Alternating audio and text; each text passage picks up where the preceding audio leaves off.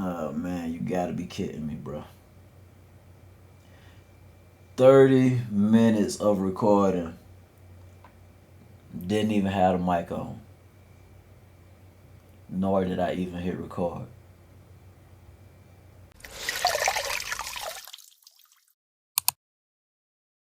I'm strapped in. I cry you the cold. Madness. I can snap it anymore. Hey yo! What's good, gang? Passengers.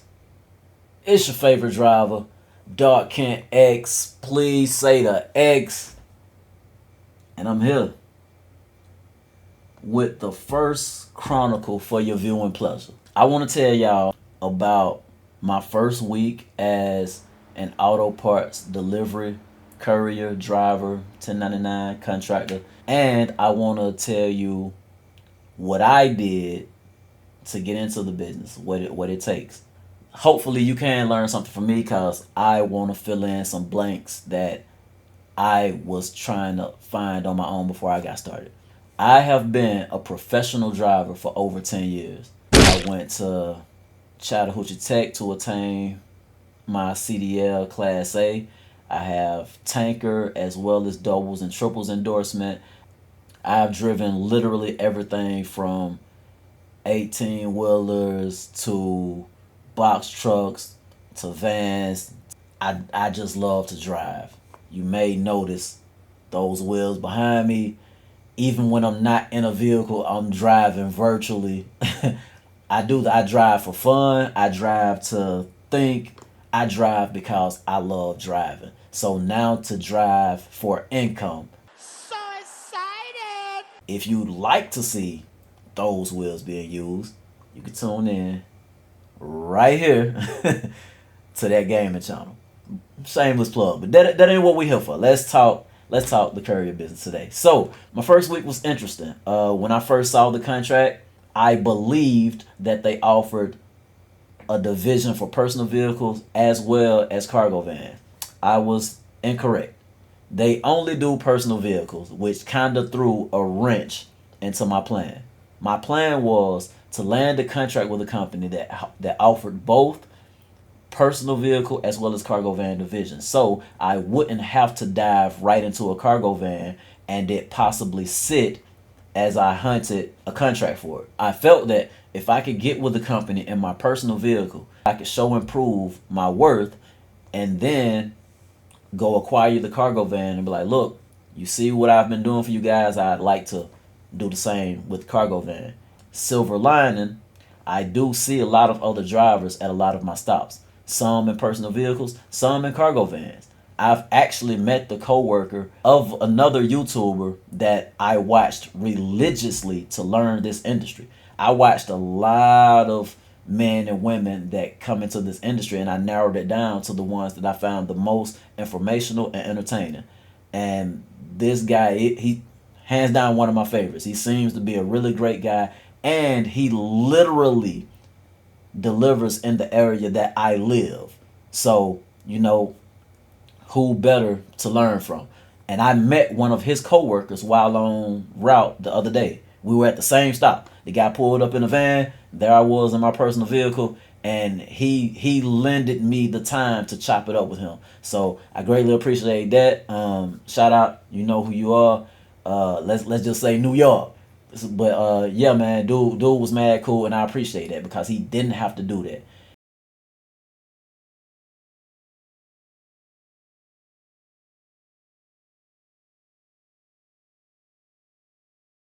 That was my silver lining. Even though my particular contract right now doesn't also have a cargo van division, I knew that I could meet people who did. When I was a rookie as a semi truck driver, that was one of the things that my trainer taught me that has stuck with me: the importance of networking. I'm a natural loner. My trainer, shout out to Nike, one of the dopest individuals I've ever had the pleasure of meeting, and I learned so much from dude. Once he showed me the importance of networking, his thing was everyone you meet is a potential opportunity. And he was right.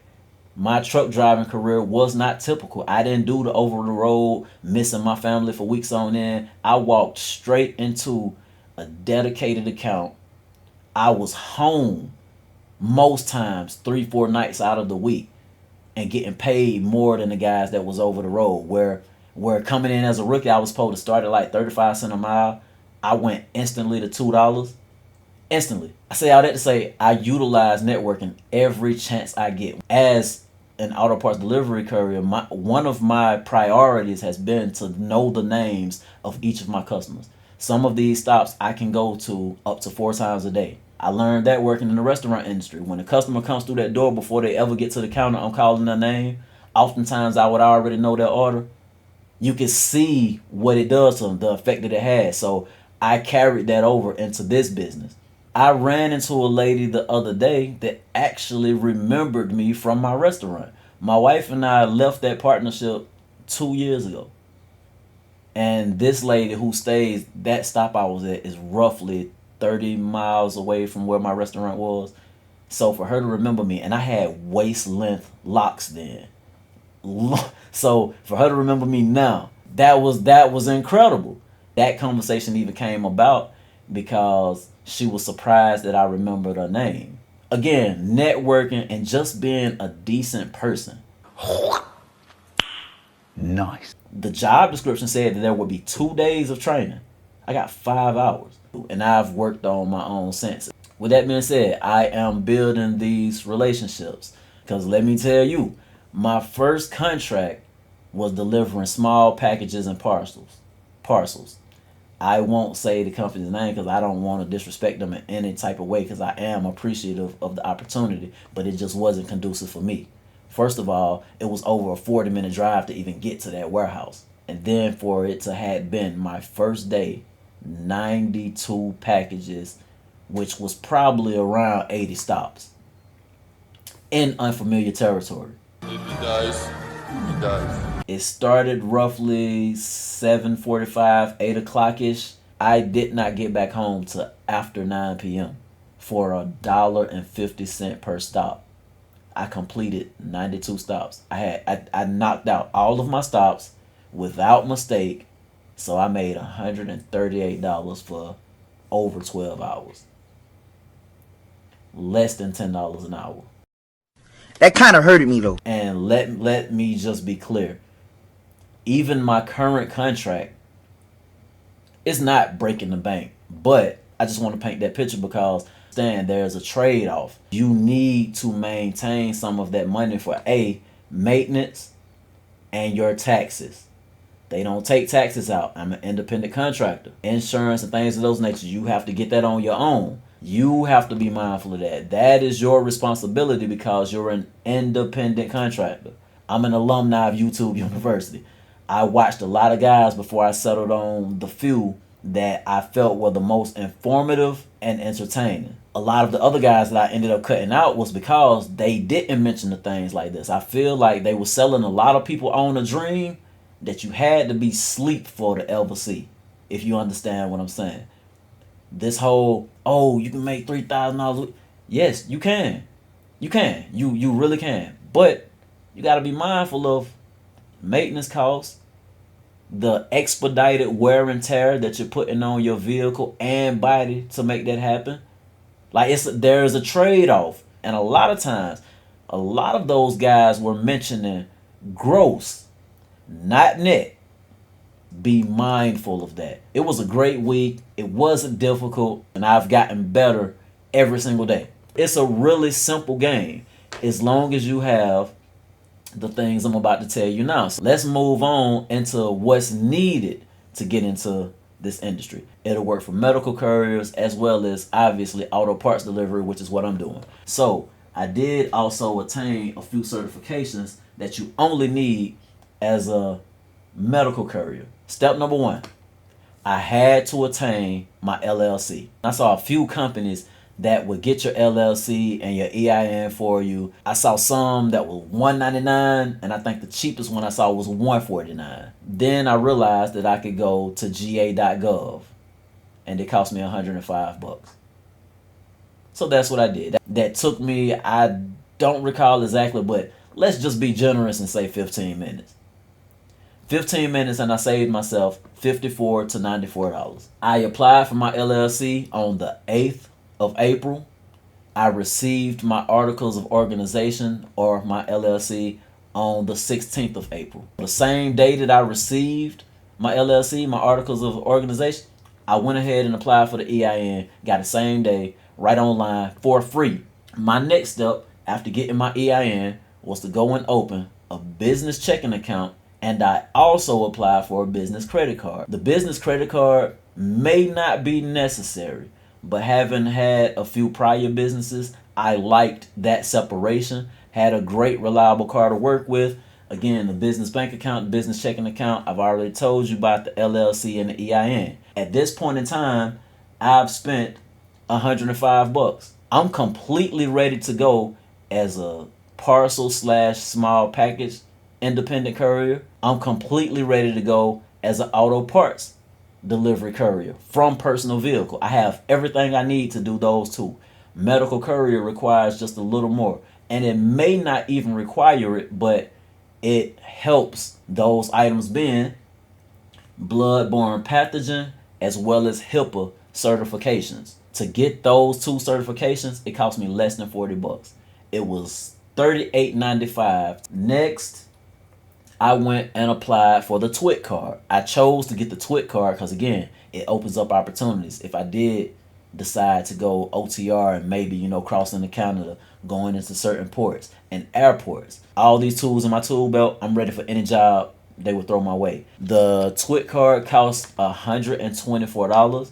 And it's a 40-day process. And with today only being the 11th of May, it hasn't even been a month yet. The other thing that I did get, again, when I thought I may be going into the medical courier route, I got a spill kit as well as a biohazard bag. Did I have to have it? No, but I did see in certain contracts that I was looking at that they asked if you had a spill kit or a biohazard bag. So I felt like it would show that I may have had some experience or I was fully prepared for the experience. Again, to get started on everything outside of medical courier, it was $105 to get started with already a reliable vehicle, obviously a driver's license, car insurance, regular car insurance. I did not have to up my insurance whatsoever in order to do this, and I had a clean MVR. It's going to vary from contract to contract how clean your MVR has to be.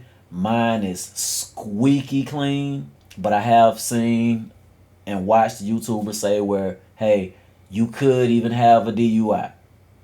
I'm not affected by that, so I don't know. That covers all my notes on what you need. The next thing is to find the contract. And where do you find the contracts? The things that I utilized were CB Driver, Indeed.com, ZipRecruiter, and I tried very briefly Craigslist. Once you have LLC, EIN, reliable vehicle, car insurance, at least a decent MVR and your driver's license, you're ready to go. Even if I tallied up everything that I purchased to potentially do the medical courier out of my personal vehicle, it was less than $300. To do the other two, we're talking about $105 to get started if you already have the reliable vehicle. It's not a difficult industry to get into. Now we can do this the easy way or we can do it the hard way. The choice is yours. It's also not difficult to smash that like button. Go ahead and subscribe, man. If not for the free education, the free game, do it to follow the journey. And until next time, keep this with you. If it ain't dope, it ain't me. And it shouldn't be you either. DVO gang. Peace, y'all.